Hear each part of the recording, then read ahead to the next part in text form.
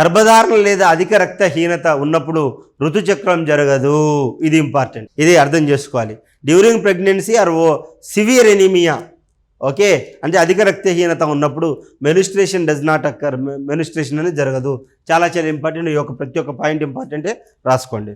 Okay, రాసుకున్న అన్ని పాయింట్లు రాసుకున్నారా?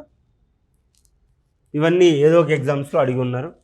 నెక్స్ట్, ప్రైమేట్ కాని క్షీరదాలు ఆవు ఈస్ట్రోజన్ అధికంగా ఉన్నప్పుడు అండం ఉత్పత్తి అయిన వెంటనే 18 గంటలు మాత్రమే ఫలదీకరణకు సిద్ధంగా ఉండే దశను ఈస్ట్రస్ వలయం అంటారు. ఈయన non primates like cow ovum remains fertilizable for only 18 hours due to oestrogen సర్చ్ known as the oestrus phase. నీకు అవసరం లేదు. ఓకే, ఆవుల్లో అయితే 18 గంటల్లోనే స్పర్మ్ అనేది అవైలబుల్ ఉండాలి, లేకపోతే దానికి మనకి ఇది జరగదన్నమాట. ఫలదీకరణ ఫర్టిలైజేషన్. శుక్రకణం అండంతో కలిసినప్పుడు 2x సంయుక్త బీజకణాన్ని జైగోట్ని ఏర్పరిచే ఈ ప్రక్రియని ఫలదీకరణం, సికేమీ లేదా యాంఫిమిక్స్ అని అంటారు. The fusion of sperm and egg to form a diploid zygote 2x is called fertilization. Syngamy or amphimixis అంటారు. జైగోట్ సంయుక్త బీజకణం జీవి ఏర్పాటుకు ప్రాథమిక కణం, మూలకణం ఆర్ ఆరంభ కణం. The zygote is the first or fundamental cell from which organism develops. మానవుల్లో ఫలదీకరణ జరిగే ప్రదేశాన్ని ఫెల్లోపియన్ నాళంలోని కలశిక. The human fertilizations occur in ampulla of the Fallopian tube. ఈ ఫెల్లోపియన్ ట్యూబ్లో ఫలదీకరణం జరిగినా సరే, ఇక్కడ జరిగింది కదా, అది చిన్నగా చిన్నగా చిన్నగా చిన్నగా జారుకుంటూ దీంట్లోకి రావాలి. ఇక్కడే అతుక్కుంటే మాత్రం తల్లి బిడ్డ ఇద్దరు చనిపోతారు. ఓకే, తల్లి బిడ్డ ఇద్దరు చనిపోతారు. చాలా ఇంపార్టెంట్ అండి. లింగ నిర్ధారణ ఫలదీకరణ సమయంలోనే జరుగుతుంది. Sex determination happens at the moment of fertilization only. సంయుక్త బీజకణం జైగోట్, పిండం ఎంబ్రియో, భ్రూణం ఫీటస్, శిశువు baby. Zygote develops into embryo, then it is into foetus, then into finally baby. దాని తర్వాత ఎంబ్రియో ఇంప్లాంటేషన్. పిండము ఫెల్లోపియన్ నాళం నుండి గర్భాశయంలోకి ప్రవేశించి దాని గోడకు అతికి 9 నెలలు పెరగడాన్ని పిండ ప్రతిస్థాపన, ఎంబ్రియో ఇంప్లాంటేషన్ అంటారు.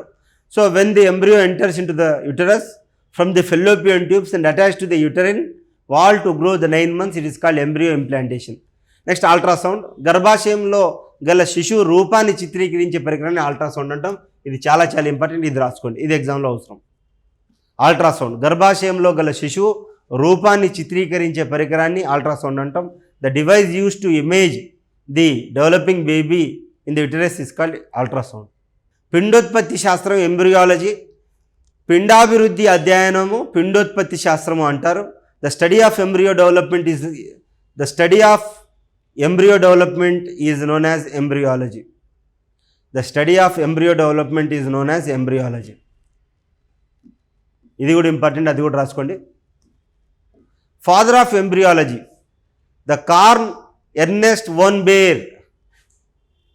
చాలా ఇంపార్టెంట్. మానవ పిండోత్పత్తి శాస్త్ర పితామహుడిని ఎవరిని పిలుస్తున్నామంటే Karl Ernst von bear, regard as the father of human embryology. చాలా చాలా ఇంపార్టెంట్, ఈ 3 పాయింట్లు రాసుకోండి.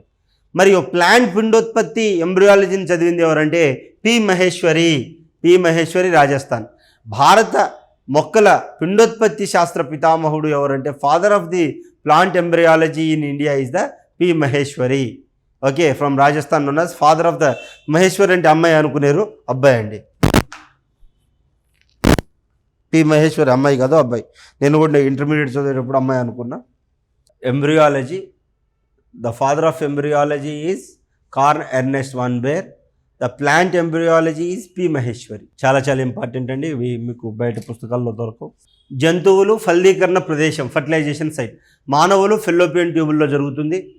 ఎర్త్వామ్లో కోకూన్స్లో జరుగుతుంది. బొద్దింకలో జన్న గర్భం, జెనైటల్ ఛాంబర్లో జరుగుతుంది.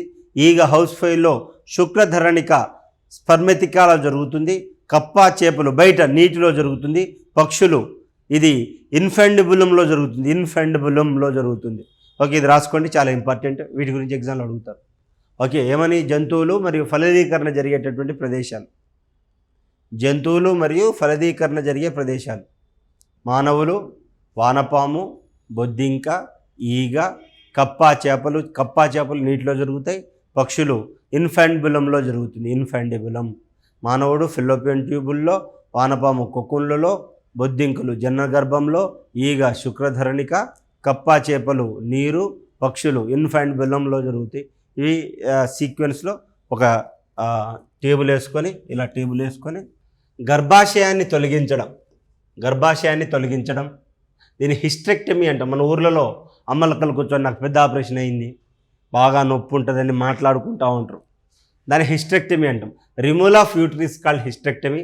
గొనాడోట్రోపిన్ hormone extracted from horse serum can increase ovum production. గుర్రం యొక్క సిరం నుండి తీసిన గొనాడోట్రోపిన్ హార్మోన్ వల్ల అండోత్పత్తి పెరుగుతుంది. ఎవరికైతే ఏమంటారు ఫీమేల్లో ఎగ్స్ ప్రొడ్యూస్ అవ్వవు, కొంతమంది ఫీమేల్లో ఎగ్ ప్రొడ్యూస్ అవ్వదు. అలాంటి టైంలో ఏం చేస్తారు సార్ అంటే గుర్రం నుంచి తీసిన సిరంని మనము ఇంజెక్షన్ రూపంలో ఇస్తాం. ఇచ్చినప్పుడు మనలో ఉన్నటువంటి గొనాడోట్రోపిన్ హార్మోన్ ఉత్పత్తి అవుతుంది, ఉత్తేజం అయ్యి ఆటోమేటిక్గా ఎగ్ ప్రొడ్యూస్ అవుతుంది. Gonadotropin hormone extracted from the horse serum increases the ovum production. అద్దె గర్భం సరోగసీ అని అంటారు.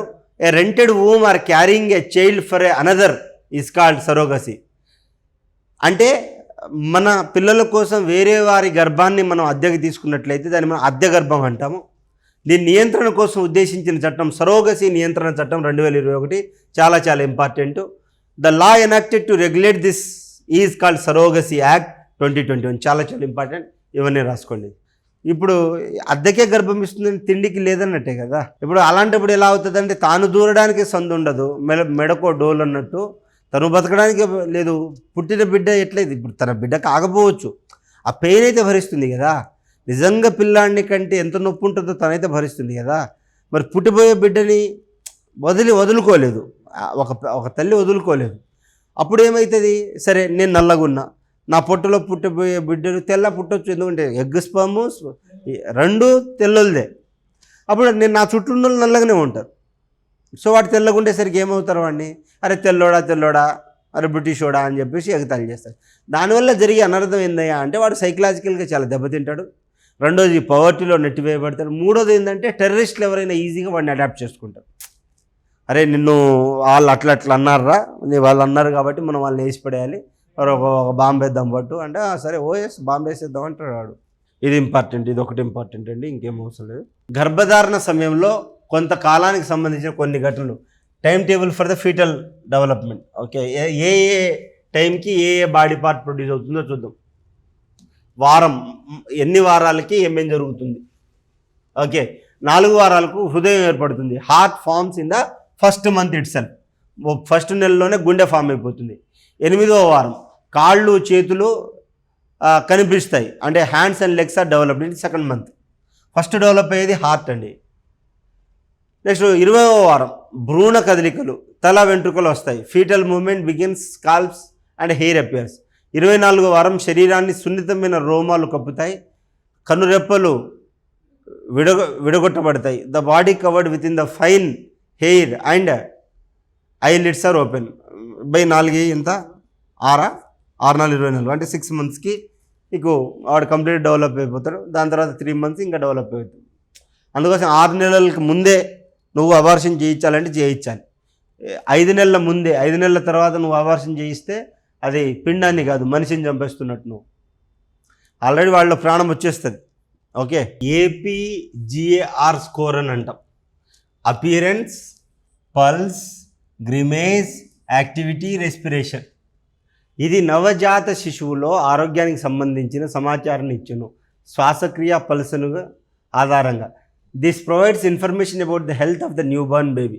అంటే ఏ విధంగా గాలి పీల్చుకుంటున్నాడు, ఏ విధంగా నాడీ వ్యవస్థ ఏ విధంగా ఉంది. దీనిని పుట్టిన 5 నిమిషాల లోపు నిర్వహిస్తారు.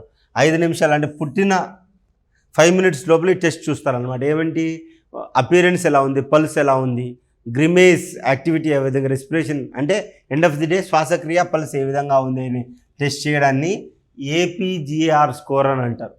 ఓకే, మనము లింగ నిర్ధారణ చేసే పరీక్షలు అంటాం చూడండి. పుట్టే శిశువు యొక్క లైంగికత్వం అనగా ఆడ శిశువా మగ శిశువా అని తెలుసుకొని నిర్ధారించేదాన్ని లింగ నిర్ధారణ పరీక్ష అంటారు. ఇది ఎలా చేస్తారు, ఆ టెస్ట్ చేసే ప్రాసెస్ని అంటే ఆమ్నియోసింటోసిస్. దీనికోసం చేసే పరీక్షను ఆమ్నియోసింటోసిస్ అని అంటారు. The test used for this purpose is ఆమ్నియోసింటోసిస్.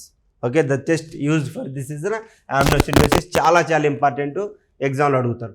దీన్ని ఎవరు కనిపెట్టారు సారయ్య అంటే ఆమ్నియోసింటోసిస్ని ఎయిమ్స్ ఢిల్లీ వాళ్ళు కనిపెట్టారు. ఎయిమ్స్ ఢిల్లీ వాళ్ళు కనిపెట్టారు ఇది. Okay, amniocentesis test is the test used for the determining whether the unborn baby is a male or female. The conducting test is called amniocentesis test. This is developed by Ames Delhi. It was discovered by Richard Dedek. Okay, Richard Dedek. ఇది ప్రపంచం మొత్తంలో, but మన ఇండియాలో అయితే AIIMS Delhi వాళ్ళు. దీన్ని పిండ వయసు 16 నుంచి 22 వారాలు ఉన్నప్పుడు చేస్తారు. ఓకే, 16 to 22 వీక్స్ అంటే ఎన్ని నెలలు?